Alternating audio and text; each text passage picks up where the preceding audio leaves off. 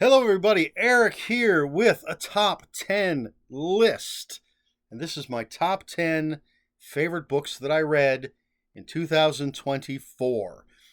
I did not bother to check when these books came out, so I'm not saying these are my top 10 favorite books of 2024. Some of them came out in 2024, some of them didn't. That's just the way it is. Uh, so I've been looking for work. I've been out of work for a few months, hoping to get called back. Doesn't look like that's going to happen. So I've buckled down looking for work. So I'm a little worn out. Because of that, I did not dig out any of these books. I have nothing to show you. They're scattered all over, and I'm just too damn tired to go looking for all of them. So I'm not going to have any books to show you. And again, not all of these came out in 2024, and this is in no particular order except for number one.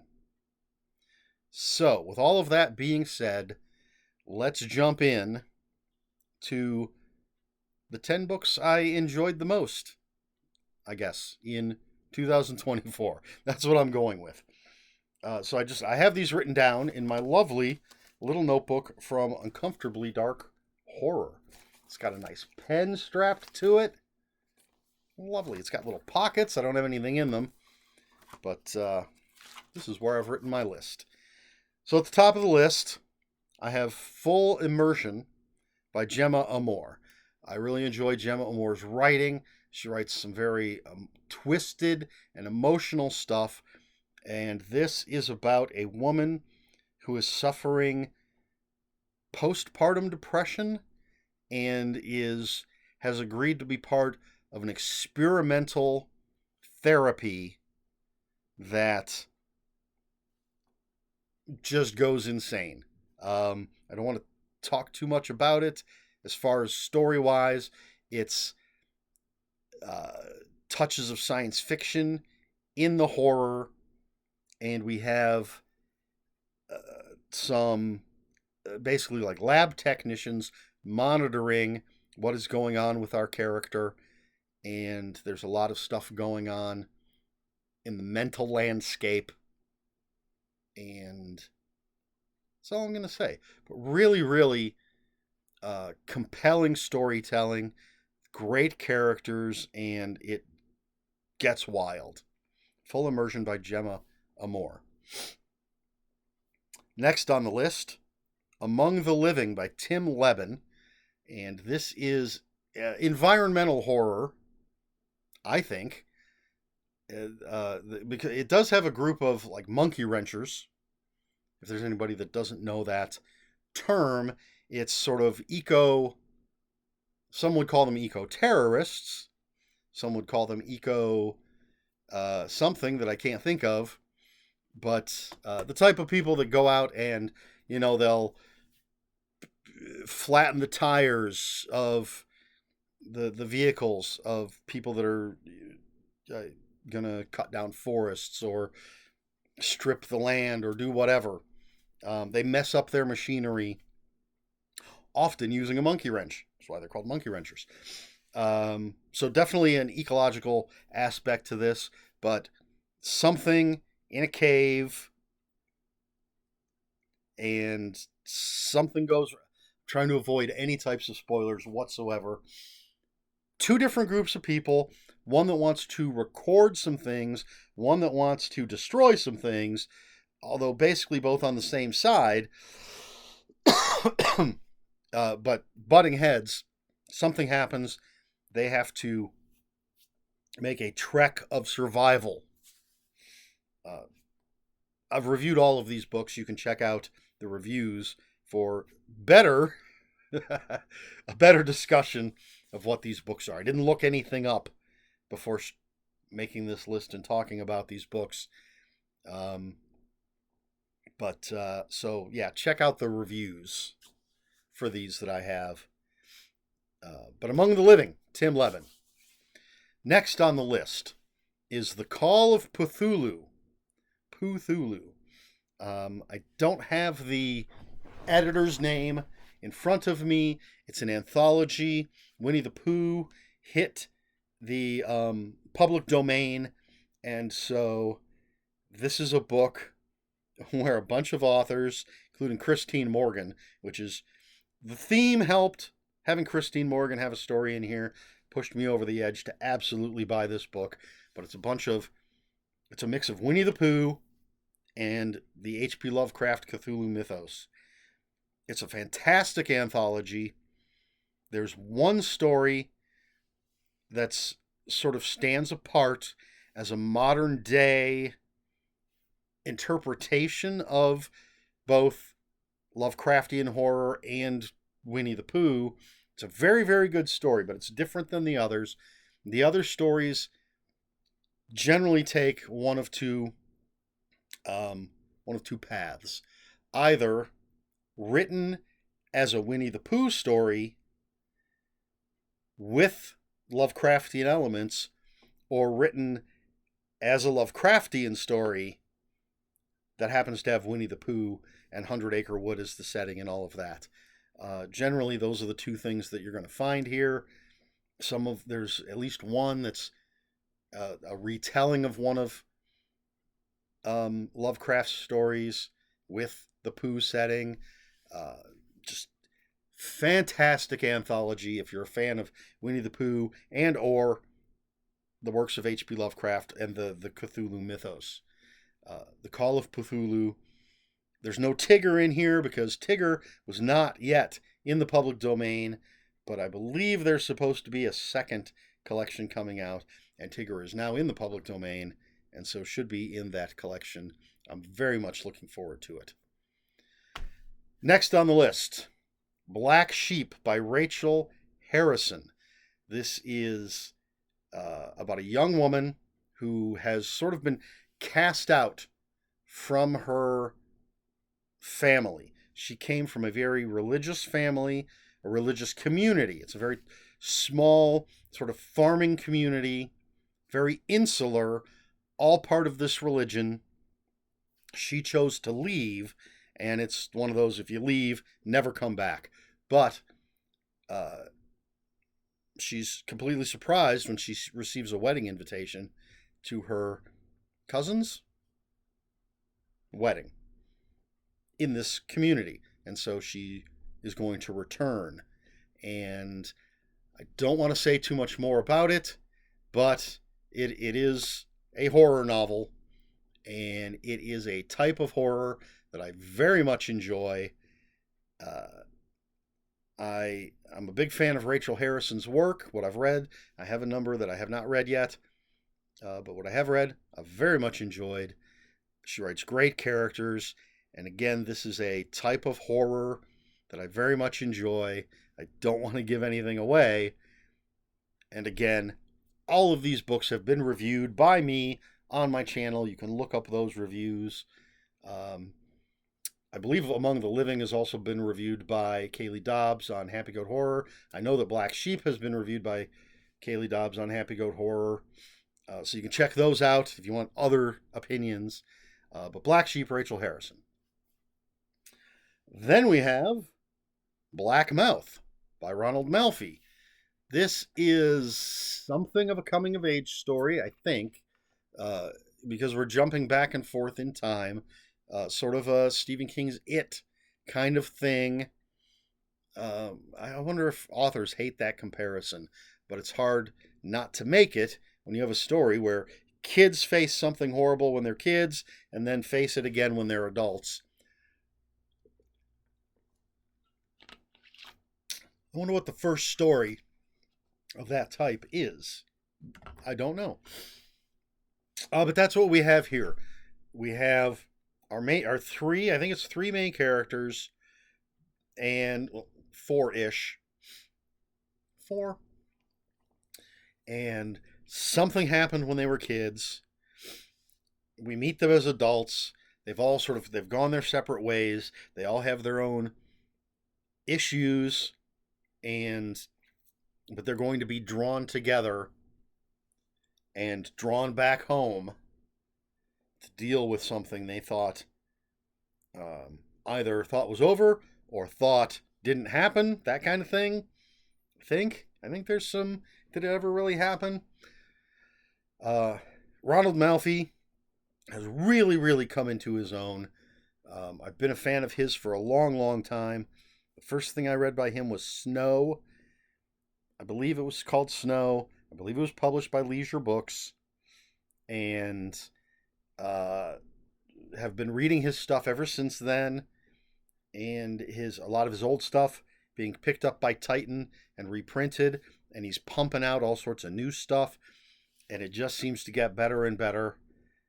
Fortunately, I still have quite a few that I haven't even read yet, so plenty of Ronald Malfi for me to read. I'm not going to run out anytime soon. But Blackmouth, fantastic book. Blackmouth by Ronald Malfi. Next on the list, Hell, City of the Killing Dead by Judith Sonnet. This is a sequel / companion to her novel Hell, and both of these are loving tributes to Italian horror, most specifically, as far as I'm concerned, the Lucio Fulci Gates of Hell movies, City of the Living Dead, The Beyond, I think it's The Beyond, and House by the Cemetery. I think I have those correct. I own 2. I almost did that. I own 2 out of the 3. I need to find that other one. The Beyond is the one that I don't have. And Judith Sonnet, as much as I say this every time I talk about her stuff, as much as I love her extreme horror,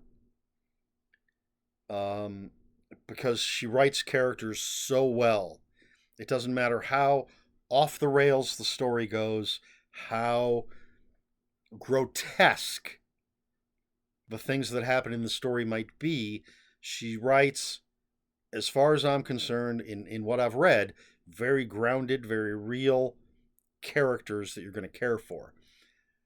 And I love that. But when she writes a pastiche, when she writes something as a tribute to something that she loves, I think that shines through. And again, I have talked about this before. She wrote Earth versus the Nudist Colony Freaks. Not sure about the whole title, but it's a love letter to the science fiction movies of the 50s.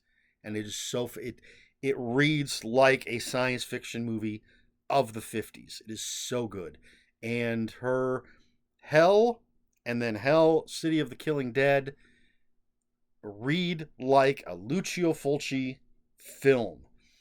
And those films, if you've watched them, the editing is bizarre. They're dubbed, whether or not the actors are speaking English or Italian or whatever, all of the dialogue is dubbed, ADR. And sometimes the stories don't make sense. They're very weird. And I absolutely love the music to City of the Living Dead. And reading these books, but especially in this case, this year, Hell, City of the Killing Dead, and I think Hell was on my list last year, but Hell, City of the Killing Dead, reading it is like watching one of those Lucio Fulci movies, and I could hear the music in my head during some of the scenes in the book. It's crazy, it's zombies, it's great characters, it is sometimes incoherent, but on purpose. Absolutely fantastic book. Is it the greatest book ever written? Is it a masterpiece? Is it War and Peace? I've never read War and Peace, so I can't actually say whether that's good or not. But that's one of those things people, put up there. No, this isn't Shakespeare, but it is incredibly entertaining. Judith Sonnet accomplished what she wanted to do, I think. Feels like it to me, and I absolutely loved reading this book. Hell, City of the Killing Dead, Judith Sonnet. But that's not number 1. We'll get to that. Next up, You Like It Darker by Stephen King. His latest story collection. And I co-reviewed this with Kaylee Dobbs of Happy Goat Horror. So please check that out. This is the book that has a sequel to Cujo and stories of varying quality. I think they're all fantastic. In the review, I kept talking about how all of them were in the top half for my favorites and decided that I could do that. I didn't have to have a bottom half. I could put them all in the top half. Uh, when I was reading it, I got to the story, um, Bill McLaughlin's Dream. I don't remember the exact name of it. It's the longest story in the book, and when I was halfway through that story and had already made the determination that the rest of the book could be crap, and I would still give it 5 stars based on the strength of that story alone. Absolutely my favorite story in the book. Um, some of the stories, I think the second longest is probably the Cujo sequel. Either that or the last, I think the Question Man is the last story, or the Answer Man, whatever his name is, whatever it's called. That might be the last story. That's kind of a longer one as well. Some of them are very short. Some of them feel like just vignettes from a larger story, which a lot of short stories do, and well-written ones should. You're taking a piece from a life, and we're looking at this bit of it. But a number of the stories in this collection had that feel to me, like we've just gotten just a picture, or just a little bit of a picture. There's a bigger picture. We're just getting this little bit. Fantastic collection. Even though there's no Holly Gibney in it, my favorite Stephen King character, and yet I put it right up there with some of his best work. But then I'm no expert, and there's a lot I haven't read yet. But You Like It Darker by Stephen King. Now I have to skip the next one in the order that I have these written down in my little notebook here, because it is my number one. So we're gonna skip over that. We're gonna go with the most recent one, and that's Millionaire's Day by Kit Power. I'm very happy with the video review I did of this. I'm gonna forego the theatrics right now. But the marketing of this book, I think, was brilliant in that it was marketed as a fictionalized telling of a real event where, in England, everybody one day, like December 19th, I think, of whatever year, everybody woke up with £1 million under their bed. And this focused on 4 or 5 different people and how it affected their lives, what went on in this 24-hour period. I think it's actually less than 24 hours of this event happening. And so there were, on Happy Goat Horror's website, the book was released by French Press Publishing. Kaylee Dobbs works for French Press Publishing, and she runs Happy Goat Horror. She is Happy Goat Horror. And on her website, there were a few testimonials from people talking about, yeah, I do remember that day. This is what I thought, blah, blah, blah, blah, blah. And even Stephen Kozanowski, who runs French Press Publishing, he wrote something, like a blog or something about it, that I couldn't find. I wanted to link it to my review, but I couldn't find it. And then in my review, I kept that going. I made the review as if I was worried that the review was going to be taken down. Because the whole marketing thing was there are these mysterious forces trying to keep the world from finding out the truth about Millionaire's Day. And so I made my review in that same vein. But it's really a fantastic book. It's only the second thing I've ever read by Kit Power. And the other thing I read is a nonfiction book. So great character work. It went in directions I did not expect at all. And just a really, really fantastic book that absolutely has me throwing all his other books on my wish list so that once I get a job, I can start buying books again. I can pick up more of his work. Millionaire's Day by Kit Power absolutely had to make my top 10 favorite books of 2024. The penultimate, even though this isn't in any order except for number one, this one's definitely slightly older. It might be the oldest one on this list. Kin by C.L. Chris Enterline. Chris is an artist. That's what I always knew him as, was an artist. And this was his debut novel. I picked it up to be supportive. I was worried about it because he's a really, really good artist doesn't mean he can write. I was a little nervous, but there was a point where I went online and was like, I finished what I was reading. I don't know what I'm in the mood for. Anybody have any suggestions? And Chris said, how about my novel Kin? I already owned it. I was like, sure, why not? Pulled it off the shelf, read it. Absolutely fantastic.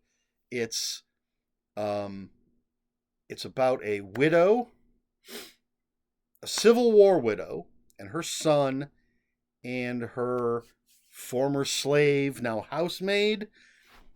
And I think that Chris Enterline made an interesting choice in having his main character be a Confederate soldier widow. And so this is a woman that had slaves. I talk about this in my review about her husband owned slaves. Would she be considered a slave owner? She had no problem with the slaves being freed after the war, but she didn't really do anything anti-slavery before that. So I think that's an interesting character choice because this isn't typically main character material if they're not the bad guy. But all of that aside, a wounded guy shows up on their property. She decides to help him, but it leads to he's being hunted by someone or something, and it leads to all sorts of craziness. I really enjoyed Chris's writing. There were lots of surprises. It has elements of one of my favorite horror things that I'm not going to mention because I don't want to spoil anything. And as I said, I think it's an interesting choice to have a Confederate widow be the main character. And so you have to ask yourself, well, you don't have to. I was asking myself questions about, what do we think of this character? Again, her husband owned slaves. She wasn't, they weren't bad slave owners, but they owned slaves. But she's our main character. She's the one we're going to feel sympathy for. And there's lots of great character stuff that goes on in the book. Kin by C.L. Chris Enterline. Really, really enjoyed that book. Now, the book that is my number one book for 2024, because I said this in my review, it is possibly the most terrifying story I have read since I was a little tiny kid and was easily terrified. All the Fiends of Hell by Adam Neville. And this is about a guy that in the throes of an illness hears bells, and sees a red sky. When he wakes up, it seems that everybody is gone, and this dark red sky is moving closer and closer to where he is, and there are horrors out there. And that's all I'm going to say about the plot. But Adam Neville's just generally a great writer. A lot of folk horror type of stuff. This one leans more into a science fiction-y type of horror. And it was genuinely chilling. He does great character work. He slowly builds what's going on in the world, or in this character's world, because we're not seeing worldwide. We're seeing everything through this character's eyes. And so it's his little corner of the world. And the scenes with things happening, trying to avoid any type of spoiler whatsoever, because you should absolutely read this book. But there are scenes that were genuinely chilling. They were terrifying. The descriptions, the pacing, just fantastic, and absolutely my favorite book that I read in 2024, All the Fiends of Hell by Adam Neville. And there you go. That's my top 10. I did have another caveat that I meant to mention at the beginning, and that was that I was trying to keep this relatively or as modern as possible, because otherwise this would have been filled with books like Psycho. I read Psycho for the first time in 2024. Vampiric by Simon Clarke came out in the early 2000s. Absolutely fantastic book. The Influence by Ramsey Campbell came out before the 2000s. Can't remember if it was 80s or 90s. Fantastic book. I read quite a few older books that were really, really good, but I wanted to keep things relatively modern. As I said, I think Kin might be the oldest thing on the list, and that's only a few years old. But it was a pretty good year. I looked through all the books that I had listed on Goodreads. I didn't even include all of the 5-star books that I had on that list. I had to pare it down. I had to make some tough decisions, and there are some 3-star rated books. There might have been 1 or 2 2-star rated books, but and then there are books that I started and didn't read, didn't complete because I just didn't like them, couldn't get into them.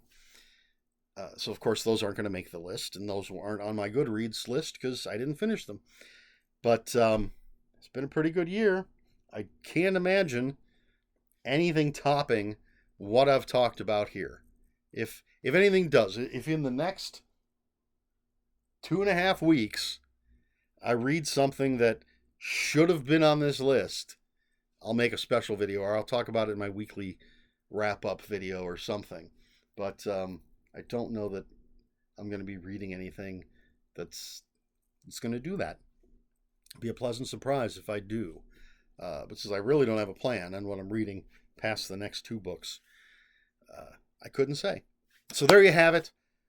What were your favorite books of the year? You can make it books that came out in 2024 or just the favorite books that you read in 2024. A lot of great books that, well, apparently, allegedly, I assume, great books that came out this year. Gabino Iglesias has a new one. I haven't read it. I believe The Reformatory by Ms. Du. I never know how to properly pronounce her first name. Tananarive Du. I think that The Reformatory came out this year. Lots of Tor Nightfire books, and I've heard some very, very good things about quite a few of those that I just didn't get to. I'm sure I'm forgetting plenty as well. So a lot of stuff that came out this year. Some of it I was able to pick up and just haven't read it yet. Another reason that this is just my favorites that I read this year, not my favorites from this year. But again, what did you read that blew you away? Talk about your favorites. You feel free to throw in your least favorites as well. Anything that might have been disappointing. I'm not going to do a top 10 like disappointing books of the year. But mainly because I'm not going to remember what those are. I'd have to go through like my Goodreads list and see what they were. And again, I'm looking for work. I don't have time for all that sort of thing. But anyway, let me know in the comments below. If you have any comments, questions, or corrections, please put those in the comments below. Comments are open for spoilers. Just post spoiler warning. We try to be polite here on my channel. Please like, share, and subscribe. All the usual YouTube stuff. If you'd care to follow me on other social media, I'll have links for my Instagram, and Bluesky in the description below. And that's all I've got for you this year, at least for now. So until next time, read more books.